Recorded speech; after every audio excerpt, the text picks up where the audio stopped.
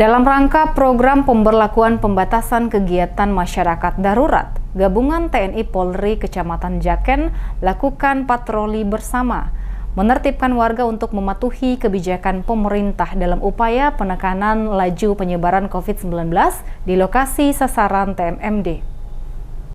Laksanakan kebijakan pemerintah dalam upaya penekanan laju penyebaran COVID-19 dalam pelaksanaan program pemberlakuan pembatasan kegiatan masyarakat darurat. Gabungan TNI Polri Kecamatan Jaken lakukan kegiatan patroli bersama di lokasi sasaran TMMD. Sesuai dengan instruksi Presiden, pelaksanaan program pemberlakuan pembatasan kegiatan masyarakat darurat dilaksanakan pada tanggal 3 hingga 20 Juli 2021.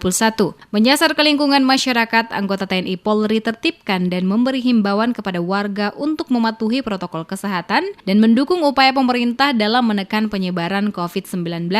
Temukan warga yang masih berkumpul hanya untuk bermain saja, anggota TNI dan Polri beri teguran untuk segera kembali ke rumah masing-masing. Ini kegiatan rutin patroli gabungan sinergitas dari Polsek Jaken dan Koramil Jaken untuk melaksanakan patroli dalam rangka penertiban pemberlakuan PPKM darurat di wilayah Kecamatan Jaken yang sesuai dari instruksi Presiden.